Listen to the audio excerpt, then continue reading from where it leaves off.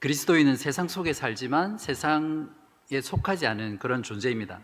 그렇기 때문에 그리스도인은 항상 세상의 문화와 가치관에 영향을 받아서 세상처럼 되려고 하고 또 세상이 추구하는 그 삶의 방식들을 따라가게 되어 있습니다. 이것을 세속화라고 그러는데요. 그래서 그리스도인은 늘 언제나 세속화의 그 위험 가운데 노출되어 있습니다. 그렇기 때문에 성도의 신앙생활의 주된 일은 바로 우리의 마음과 생각 속에서 세상적인 가치관, 철학, 또 사상들, 또 그들이 섬기는 우상들을 몰아내고 성경적인 가치관과 생각으로 바꾸어 나가는 것이 우리들의 주요한 일입니다. 세상의 문화와 가치관이 세상이 섬기는 신을 우상이라고 할 수 있는데, 오늘은 저와 여러분이 함께 우리 안에 있는 이 세상의 우상, 그 문제들을 함께 말씀을 통해서 깊이 생각해 보려고 합니다. 그래서 어떻게 하면 이 우상을 우리가 제거할 수 있는지, 또 왜 우리가 이 우상을 제거해야 하는지, 그러한 내용들을 오늘 말씀을 통해서 여러분에게 전하도록 하겠습니다. 신명기 7장은 모세의 두 번째 설교 부분 중에서 이스라엘 백성들이 하나님이 주시는 가나안 땅에 들어갔을 때 그 땅에서 무엇을 해야 하는지 그 핵심적인 임무에 대해서 말씀해 주고 있는 본문입니다. 신명기 5장에는 10계명에 대한 내용을 다시 모세가 광야 2세대에게 설명하잖아요. 그래서 신명기 6장의 경우에는 제1계명인 오직 내 하나님만을 섬기라는 그 1계명의 각주에 해당된다고 볼 수 있고요. 또 오늘 본문인 신명기 7장은 제2계명인 어떠한 형상도 만들지 말라라는 그 계명의 각주라고 이해하시면 됩니다. 오늘 본문을 자세히 보면 가나안 땅에 들어가서 하나님의 백성들이 해야 될 본문은 크게 두 가지가 나옵니다. 첫 번째는 가나안 땅에 있는 가나안 족속들을 진멸하는 것입니다. 2절을 보시면 내 하나님 여호와께서 그들을 내게 넘겨 내게 치게 하시리니 그때에 너는 그들을 진멸할 것이라. 16절에 보시면 내 하나님 여호와께서 내게 넘겨주신 모든 민족을 내 눈이 긍휼히 여기지 말고 진멸하며. 두 번째 또 다른 하나는 하나님의 모든 말씀을 지켜 행하는 것입니다. 11절에 보면 그런즉 너는 오늘 내가 내게 명하는 명령과 규례와 법도를 지켜 행할지니라 라고 명령한 뒤에 12절부터 15절까지는 하나님의 그 말씀에 청종했을 때 이스라엘 백성들이 받게 될 그 복에 대한 목록들이 쭉 나옵니다. 두 번째 명령에 대한 부분과 또 그 순종으로 인해서 받게 될 복은 사실 지난주 목사님께서 설교를 통해서 충분히 다루어 주셨습니다. 그래서 저는 오늘 진멸하라라는 이 본무에 좀 더 집중해서 여러분에게 말씀을 전하도록 하겠습니다. 자, 그렇다면 하나님의 백성들이 하나님의 나라에서 진멸시켜야 될 대상은 무엇입니까? 1절부터 2절 앞부분을 보시면 내 하나님 여호와께서 너를 인도하사 내가 가서 차지할 땅으로 들이시고 내 앞에서 여러 민족 헷 족속과 기르가스 족속과 아모리 족속과 가나안 족속과 브리스 족속과 히위 족속과 여부스 족속 곧 너보다 많고 힘이 센 7 족속을 쫓아내실 때에 내 하나님 여호와께서 그들을 내게 넘겨 내게 치게 하시리니. 이제 곧 가나안 땅에 들어갈 이스라엘 백성들에게는 7 족속으로 대표되는 이 가나안 족속들이 그들이 진멸해야 될 대상입니다. 하나님께서 하나님의 백성인 이스라엘 민족에게 주시는 가나안 땅은 잃어버린 그 에덴을 다시 회복하고자 하는 새로운 에덴이었습니다. 그곳에서 하나님의 백성들은 하나님의 다스림과 또 하나님의 말씀에 순종하면서 또 하나님과 다시 교제하면서 그곳에서 하나님의 복을 누리는 곳이 바로 가나안 땅이었습니다. 그렇기 때문에 그 땅에는 하나님을 섬기지 않고 하나님을 거부하는 자들은 거주할 수 없는 곳이죠. 창세기 15장 16절에 보시면 가나안 족속이 진멸되어야 하는 이유는 그들의 죄악이 찰 때까지 찼기 때문에 진멸된 것이라고 말하고 있습니다.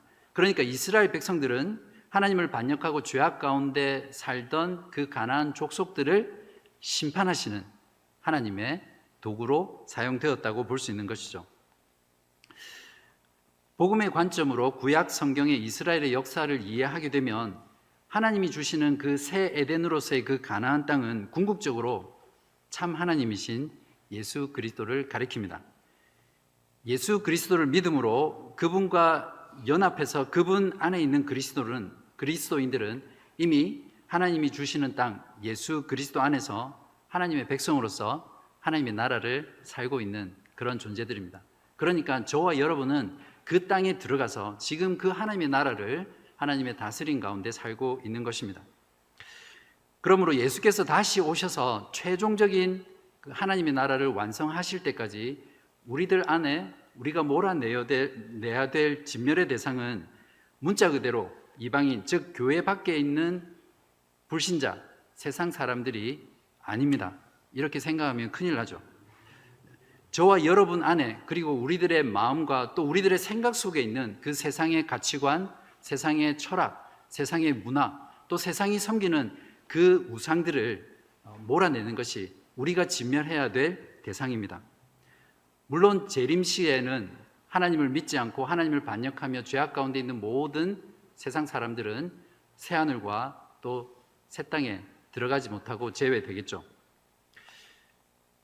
이제 진멸하라는 것은 구체적으로 어떻게 하라는 것입니까? 2절 뒷부분부터 5절까지인데요. 그들과 어떤 언약도 하지 말 것이요. 이게 첫 번째입니다. 두 번째는 그들을 불쌍히 여기지도 말 것이며, 세 번째는 또 그들과 혼인하지도 말지니 내 딸을 그들의 아들에게 주지 말 것이요. 그들의 딸도 내 며느리로 삼지 말 것은 그가 내 아들을 유혹하여 그가 여호와를 떠나고 다른 신들을 섬기게 함으로 여호와께서 너희에게 진노하사 갑자기 너희를 멸하실 것임이니라. 오직 너희가 그들에게 행할 것은 이러하니, 이게 네 번째입니다. 그들의 제단을 헐며 주상을 깨트리며 아세라 목상을 찍으며 조각한 우상들을 불사를 것이니라. 이 부분을 들으면서 어쩌면 여러분 마음 가운데 이런 반문이 들지 모르겠습니다. 아니, 모세 선지자님, 이거 너무하신 거 아닙니까? 완전히 다 없애라고 하나님께서 정말 그렇게 말씀하셨습니까? 하나님이 정말 그렇게 말씀하셨다면 하나님은 도덕적으로 문제가 있는 분 아닙니까? 그냥 그 땅의 원래 주인이었던 그들과 함께 평화롭게 공존하면서 사는 것이 더 옳은 일 아닙니까? 이런 생각이 들 수 있을 겁니다. 하나님께서는 왜 하나도 남기지 말고 완전히 진멸하라고 명령하셨습니까? 저는 오늘 본문에서 세 가지 이유를 여러분들에게 제시하려고 합니다. 첫 번째 이유는 바로 이스라엘 백성들과 예수 그리스도를 믿는 저와 여러분들이 하나님의 성민, 즉 거룩한 백성, 성도이기 때문에 그렇습니다. 6절을 보십시오. 너는 여호와 내 하나님의 성민이라. 내 하나님 여호와께서 지상 만민 중에서 너를 자기 기업의 백성으로 택하셨나니. 자, 여기서 거룩한 백성이란, 거룩이라는 말 자체가 따로 구별되다 이런 의미가 있거든요. 그러니까 우리들은 세상에서 구별돼서 하나님께 소유된 존재, 하나님께 택함받은 그런 존재라는 것을 말합니다. 왜 하필 이스라엘 민족이고 또 왜 하필 저와 여러분을 하나님의 거룩한 백성이 되게 하셨습니까? 7절입니다. 여호와께서 너희를 기뻐하시고 너희를 택하심은 너희가 다른 민족보다 수요가 많기 때문이 아니니라. 너희는 오히려 모든 민족 중에 가장 적으니라. 여호와께서 다만 너희를 사랑하심으로 말미암아 또는 너희의 조상들에게 하신 맹세를 지키려 하심으로 말미암아 자기의 권능의 손으로 너희를 인도하여 내시되 너희를 그 종되었던 집에서 애굽 왕 바로의 손에서 속량하셨나니. 이스라엘 백성들이 거룩한 백성이 된 건 무엇입니까? 그들이 세상의 모든 민족 중에 가장 적은 민족이기 때문이었습니다. 그 말은 그들이 하나님의 성민으로 선택된 것은 그들이 선택될 만한 어떠한 조건도 아무것도 없다는 그런 말입니다. 즉 하나님의 전적인 주권이며 하나님의 전적인 은혜라는 것을 말해줍니다. 저나 여러분이 예수님을 믿고 하나님의 거룩한 백성이 된 것도 저나 여러분이 다른 사람들보다 더 착하다거나 또 더 잘 믿을 것 같다거나 그런 이유 때문에 선택된 게 아닙니다. 오히려 그냥 놔두면 너무나 마음이 단단하고 더 완악해서 절대 하나님 앞에 굴복하고 하나님을 믿지 않을 것 같기 때문에 하나님께서 강권적으로 우리를 택하시고 또 우리를 예수 믿게 하신 것입니다. 그저 하나님의 은혜로 하나님께서 우리를 사랑하시기로 작정하시고 또 하나님이 맹세하신 그 언약을 지키시기 위해서 우리들을 하나님의 은혜로 부르셨습니다. 이것이 구원에 관해서 그 위대한 종교개혁의 교리였던 오직 은혜, 무조건적인 선택이라는 교리입니다. 이 진술에 여러분이 마음속에 진심으로 아멘이라고 하실 수 있는 분은 여러분 진정 하나님의 은혜가 무엇인지 아시는 분이고 또 하나님의 구원이 어떻게 나에게 주어지는지를 아시는 그런 분입니다. 에베소서 2장 8절, 5절, 8절, 9절을 보시면 이렇게 사도 바울이 적고 있습니다. 허물로 죽은 우리를 그리스도와 함께 살리셨고 너희는 은혜로 구원을 받은 것이라. 8절입니다. 너희는 그 은혜에 의하여 믿음으로 말미암아 구원을 받았으니 이것은 너희에게서 난 것이 아니요 하나님의 선물이라. 행위에서 난 것이 아니니 이는 누구든지 자랑하지 못하게 함이라. 아멘. 두 번째 진멸해야 되는 이유는 하나님은 신실하신 분이기 때문입니다. 9절부터 13절을 보겠습니다.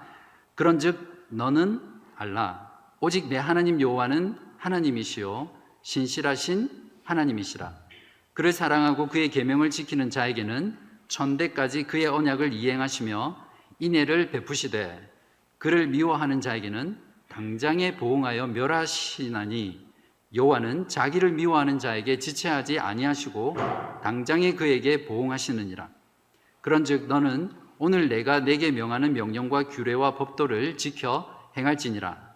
너희가 이 모든 법도를 듣고 지켜 행하면 13절에 곧 너를 사랑하시고 복을 주사라고 하면서 15절까지 복의 목록이 쭉 말합니다. 하나님을 미워하는 자들은 하나님의 땅에서 어떻게 합니까? 진멸하시고 하나님을 사랑하는 자들에게는 인애를 베푸시는 것이 하나님의 신실하심입니다. 그러니까 하나님의 이 신실하심 안에는 하나님의 공의와 하나님의 이 사랑의 속성이 함께 공존하는 것입니다. 그렇기 때문에 이스라엘 백성들이 가나안 땅에 들어갔을 때 하나님을 거역하고 우상을 섬기는 그 가나안 족속들을 멸해야 하는 것은 하나님의 공의와 이 사랑의 속성에 합당한 하나님의 신실하심입니다. 이것이 저와 여러분이 하나님의 백성으로서 내 안에 그리고 저와 여러분 안에 있는 우상을 진멸해야 될 이유입니다. 이제 세 번째로 우상들을 진멸해야 될 이유는 우상은 하나님의 백성들이 하나님을 떠나서 우상을 숭배하도록 만드는 덫입니다. 16절에 보십시오. 내 하나님 여호와께서 내게 넘겨주신 모든 민족을 내 눈이 긍휼히 여기지 말고 진멸하며 그들의 신을 섬기지 말라. 그것이 내게 올무가 되리라. 25절에는 너는 그들이 조각한 신상들을 불사르고 그것에 입힌 은이나 금을 탐내지 말며 취하지 말라.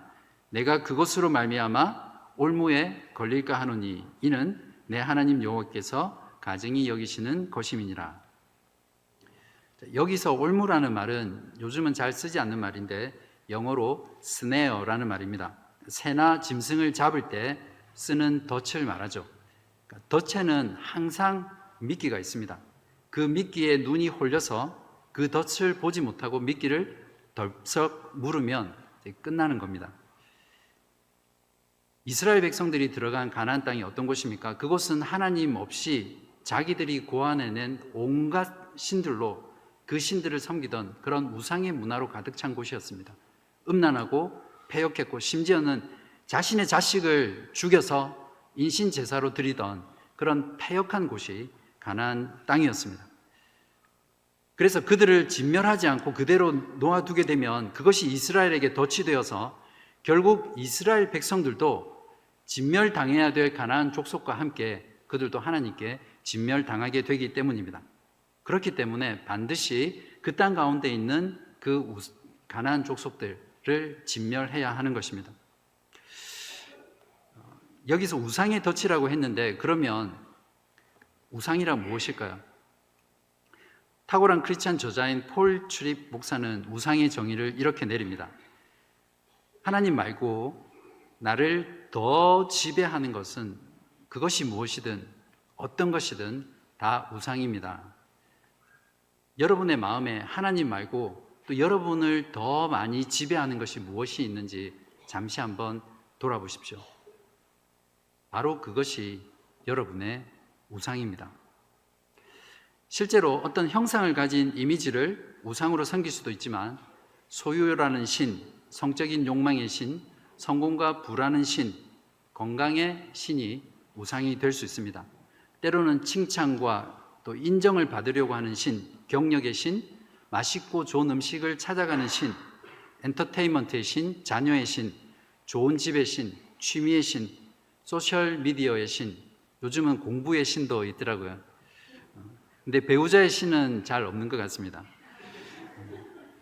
아무튼 우리들을 하나님 말고 더 지배하는 것이 있다면 그 어떤 것도 우리 마음 안에 우상이 될 수 있습니다. 마음속에 있는 것들도 우상이지만 세상이 가진 사상, 철학, 세계관이 우리가 싸워야 될 더 거대하고 또 더 큰 그런 근본적인 우상입니다. 그러한 세상의 시대 정신이 우리를 이런 것들을 추구하게 만들기 때문에 그렇습니다. 하우츠 바르트라는 사람이 그의 책 현대 우상 이데올로기에서 물질적 번영주의, 경제주의, 민족주의, 안보주의와 같은 이런 이데올로기가 현대의 우상이다 이렇게 말했습니다. 현대인들이 추앙하는 과학주의, 또 기술주의, 경제주의, 소비와 쾌락주의, 성평등주의, 페미니즘 이런 모든 것들이 사실은 현대인들이 섬기는 우상입니다. 이런 세상적 사상과 철학과 세계관이 그리스도인과 또 교회 안으로 밀고 들어오게 되면 우리들은 조금만 방심하면 하나님을 예배하는 그 자리에서 우상을 숭배하는 자리로 가게 됩니다. 우상들과 싸워서 진멸시키기 위해서는 우상이 어떤 속성을 가지고 있는지 아는 것이 참 중요하죠. 그 중에 몇 가지만 말씀을 드리겠습니다. 마음속의 우상은 눈에 보이지 않게 정말 교묘하고 또 미미하게 우리 마음 가운데 존재한다는 겁니다. 그래서 때로는 우리 신자들이 그것이 진짜 우상인지를 보통은 잘 알아차리지 못합니다. 어떤 경우에는 겉으로 보기에는 정말 경건하고 복음적이고 신실하고 그런 모습으로 가장해서 나타나는 것이 우상입니다.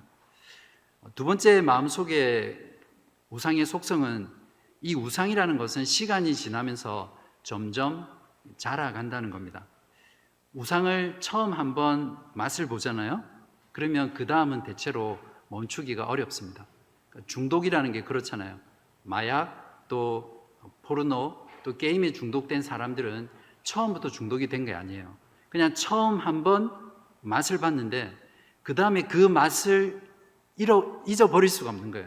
그래서 자꾸 가게 되고 한 번 가는 게 두 번 가게 되고 그러다 보니까 나중에는 자기도 모르게 그 중독된 것이 내 삶을 나의 모든 존재를 지배하게 되는 그런 마치 노예처럼 끌려다니는 그런 지경으로 나아가게 되잖아요. 우리들 마음 안에 있는 우상도 마찬가지입니다.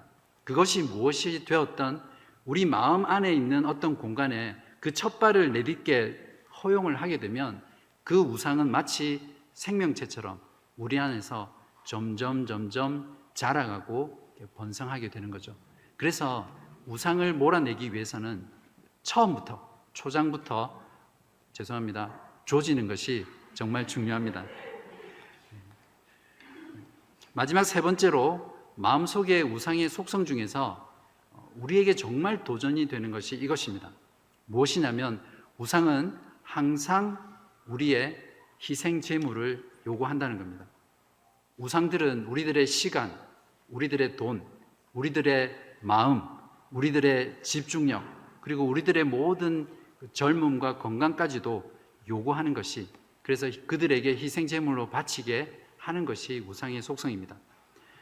만약 돈이 우리의 우상이 되면 돈을 벌고 모으고 쓰기 위해서 정말 많은 시간과 생각과 에너지와 모든 관심이 거기에 가죠. 여러분도 그런 경험 해보셨죠? 엔터테인먼트나 스포츠 혹은 취미가 우상이 된 사람은 그것을 더 잘 즐기기 위해서, 또 더 많이 즐기기 위해서 돈을 쓰고 시간을 쓰고 또 자기에 있는 모든 정열을 써서 마음과 뜻과 정성을 다해서 그것을 사랑하고 또 그것을 하게 되죠. 그에 반해서 그런 우상에 빠진 사람들은 정작 하나님의 말씀을 읽고 묵상하고 또 배우고 공부하고 기도하고 또 그 말씀으로 서로를 권면하고 가르치고 복음을 전하는 그런 일에는 정말 적은 시간을 쓴다는 겁니다. 이런 우상 숭배는 하나님의 것을 도둑질해서 다른 존재에게 바치는 도덕적인 그런 범죄라고 어떤 저자가 말했습니다. 지금 시대에는 하나님과 신앙생활에 있어서 최대의 경쟁자가 어떤 건지 아세요? 스마트폰이에요. 여러분은 일주일 동안 스마트폰에 얼마나 많은 시간을 쏟아붓습니까? 아이폰 기능 중에 스크린 타임이라는 게 있거든요. 아마 삼성 갤럭시 폰은 디지털 웰빙 및 자녀 보호 기능, 아마 그게 똑같은 기능일 겁니다. 그러니까 매일매일 또는 일주일 동안 내가 스크린을 쓴 그 총 시간을 보여주고 또 그 총 시간 안에서 내가 어떤 앱을 가장 많이 썼는지 순서대로 쫙 보여줍니다. 숫자와 그래프로 보여주거든요. 언젠지 잘 기억은 안 나는데 제가 저희 집 막내한테 너 스크린 타임 좀 보여줘 그랬더니 절대 안 보여주더라고요. 그러니까 뭔가 캥기는 게 있겠죠. 네. 여러분 지금 모두 핸드폰 꺼내 보실래요? 보셔서 스크린 타임 한번 여신 뒤에 옆에 있는 분한테 보여주라고 한다면 움찔하시겠죠.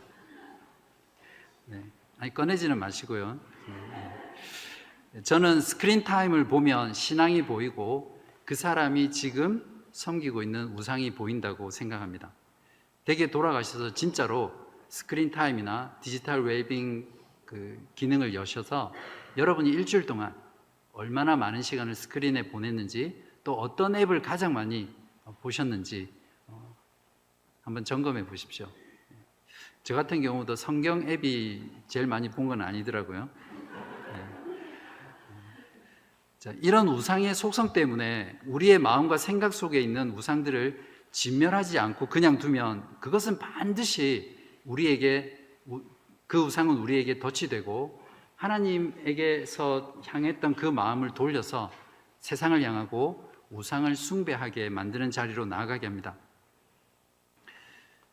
목표를 반드시 이루어야 될 분명한 이유가 확실하면 확실할수록 그 목표를 더 잘 성취할 수 있습니다. 마찬가지로 우리가 왜 우상들을 진멸시켜야 하는지 그 분명한 이유를 알게 되면 우리는 신앙생활 할 때 우상을 더 잘 진멸해 갈 수 있을 것입니다. 하나님 나라의 백성들인 저와 여러분이 우상들을 진멸해야 될 이유 3가지 무엇이었죠? 첫 번째는 우리가 하나님의 성민이기 때문이고, 두 번째는 하나님은 사랑과 공의가 있으신 신실하신 하나님이시고, 세 번째는 그 우상이 우리의 덫이 되기 때문에 우리는 우리 안에 또 내 마음 안에 있는 그 우상들을 반드시 진멸해야 합니다. 이러한 3가지 분명한 이유를 여러분의 가슴 속에 강하게 품고 우상을 진멸해 나갈 때 여러분은 하나님이 정말 기뻐하시는 그런 신앙생활을 하실 수 있을 것입니다. 자, 그런데 여기서 우상을 진멸시키는 일에 커다란 장애물이 있습니다. 무엇입니까? 바로 두려움입니다. 17절을 보십시오. 내가 혹시 심중에 이르기를 이 민족들이 나보다 많으니 내가 어찌 그를 쫓아낼 수 있으리요 하리라마는, 모세는 가나안 땅에 들어가서 가나안 족속들을 진멸해야 될 광야의 새로운 세대, 그들 역시도 그들 부모들처럼 두려워할 것이라는 것을 미리 내다봤습니다. 그래서 그들에게 이 두려움에 대한 처방약을 제시하는데 18절부터 21절 사이에 이렇게 주고 있습니다. 그들을 두려워하지 말고 내 하나님 여호와께서 바로와 온 애굽에 행하신 것을 잘 기억하되 내 하나님 여호와께서 너를 인도하여 내실 때에 내가 본 큰 시험과 이적과 기사와 강한 손과 편팔을 기억하라. 내 하나님 여호와께서 내가 두려워하는 모든 민족에게 그와 같이 행하실 것이요 내 하나님 여호와께서 또 왕벌을 그들 중에 보내어 그들의 남은 자와 너를 피하여 숨은 자를 멸하시리니 너는 그들을 두려워하지 말라. 너희 하나님 여호와 곧 크고 두려운 하나님이 너희 중에 계심이니라. 모세는 두려워하게 될 이스라엘 백성들에게 두려움에 대한 처방으로 어떻게 하라고 말씀합니까? 잘 기억하라 라는 처방을 줍니다. 여기에서 이 잘 기억하라라는 이 말을 원문에서 찾아보면 기억하고 기억하라, 반드시 기억하라, 절대 기억하라, 확실히 기억하라 이렇게 매우 강한 어조로 쓰여 있습니다. 무엇을 기억하라고 합니까?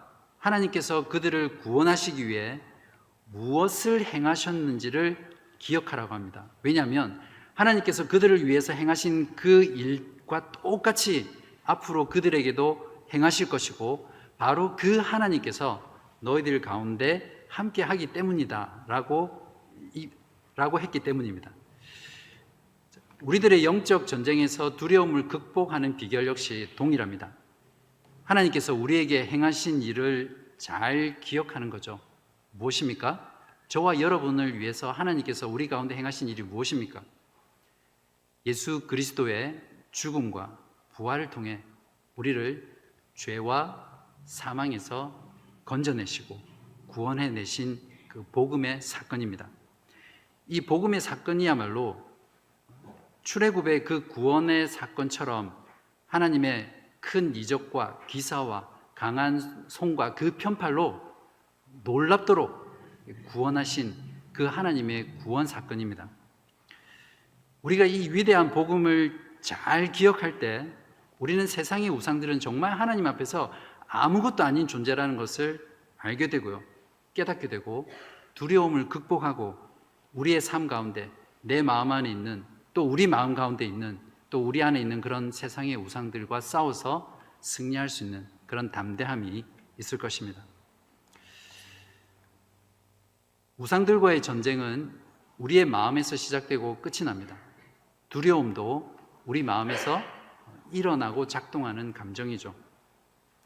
모세는 7장 마지막 부분인 26절에서 우상을 멀리하고 심히 미워하라고 마음에 대한 명령을 내립니다. 자, 여기서 멀리하라는 것은 이제 한글 성경이 의역한 건데 원문에 보시면 이 단어도 몹시 싫어하다라는 말입니다. 그러니까 우상을 멀리하고 심히 미워하라라는 이 말은 우상을 미워하고 싫어하고 혐오하고 증오하라는 아주 강력한 마음에 주는 명령이죠. 우상들을 여러분의 마음에서 미워하고 싫어하고 혐오하고 증오하시기 바랍니다. 우리가 우상에 대한 이런 마음의 태도를 견제할 때 저와 여러분은 진정으로 우상을 우리들에게서 몰아내고 진멸할 수 있을 것입니다. 사랑하는 여러분, 지금 여러분의 마음과 생각을 한번 깊이 해부해 보십시오. 어떤 우상들이 있는지 마치 형사가 수사를 하듯이 그렇게 파헤쳐 보시기 바랍니다. 어떤 분의 마음은 우상들로 득실하는 우상의 소굴이 된 분도 있을 것이고 또 어떤 분은 뱀이 꽈리를 틀고 앉아 있는 것처럼 군데군데 우상이 자리 잡고 있을 것입니다. 또 어떤 분은 깨끗하게 청소된 그 집처럼 우상 하나 없이 그런 깨끗한 마음일 수도 있습니다. 그러나 조금만 방심하면 금방 그 깨끗한 집도 우상으로 얼마든지 찰 수 있습니다. 그렇기 때문에 신앙생활의 본문은 내 안에 그리고 우리 안에 있는 그 우상을 진멸하는 것입니다. 이때 우상을 진멸하는 비결은 우상을 진멸해야 될 분명한 이유를 우리가 알고 하나님의 그 분명한 이유를 알고 그리고 복음을 항상 기억하고 또 그래서 그 두려움을 이기고 우상에 대해서 미워하고 싫어하고 심히 증오하는 마음의 태도를 견지할 때 우리는 이 우상을 진멸할 수 있습니다. 저와 여러분 안에 있는, 또 우리 안에 있는 우상들을 진멸하는 일은 오늘 했다가 아니면 일시적으로 했다가 끝나는 일이 아닙니다. 저와 여러분이 죽는 그 순간까지, 또 예수 그리스도께서 다시 오는 그 순간까지 우리가 계속해서 치루어야 할 영적인 전쟁입니다. 때로는 이 전쟁에서 지기도 할 것이고 때로는 이 전쟁에서 이기기도 할 것입니다. 그러나 우리가 분명히 기억해야 할 것은 우리에게 이미 최후 승리는 보장되었다는 것입니다. 예수 그리스도께서 이 땅에 오셔서 자신의 몸에 저와 여러분의 그 우상 숭배의 죄를 대신 지고 십자가에서 죽으셨습니다. 그러므로 예수 그리스도를 믿고 그분을 나의 구주로 받아들이는 그 저와 여러분 모두는 우리들을 묶고 있는 그 강한 죄책에서 자유롭게 될 뿐만 아니라 우리들을 묶고 있는, 그래서 우리들을 강하게 조종하는 그 우상의 묶임으로부터 우리를 자유케 하고 또 해방시키셨습니다.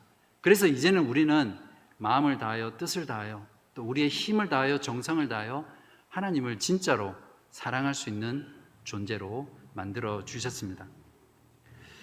그러므로 늘 복음을 듣고 복음을 알고 또 복음을 믿고 또 복음에 따라서 복음 가운데 살아가는 그런 여러분 되시기를 바랍니다. 그렇게 사는 길만이 하나님 나라의 백성으로서 하나님 나라를 살아가는 지금 이 순간 내 안에 그리고 우리 안에 있는 그 우상들을 진멸하고 하나님께서 주시는 그 복을 지금 누릴 뿐만 아니라 또 영원토록 누리게 될 것이라고 확신합니다. 기도하겠습니다.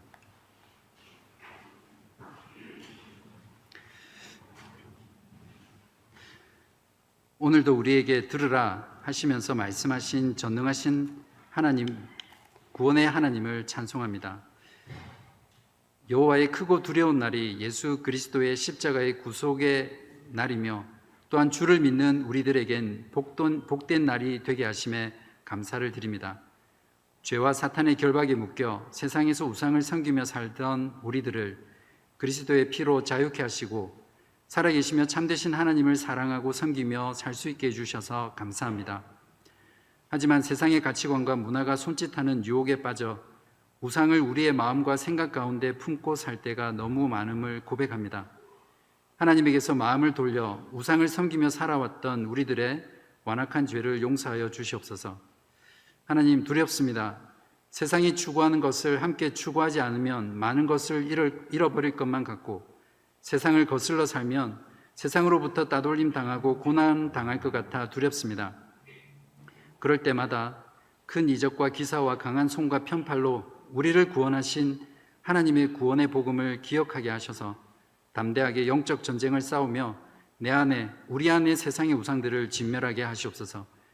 우리들이 세상으로부터 교회로 부름받은 하나님의 소유된 거룩한 백성이라는 사실을 항상 기억하며 우상들을 미워하고 혐오하는 마음으로 우리들의 우상을 멀리하며 살게 하시옵소서. 항상 우리 자신과 교회 안에 있는 우상들이 무엇인지 점검하게 하시고 우리의 마음과 생각과 행동 모두에서 오직 유일하신 하나님만을 사랑하고 예배하는 저희들 되게 하여 주시옵소서.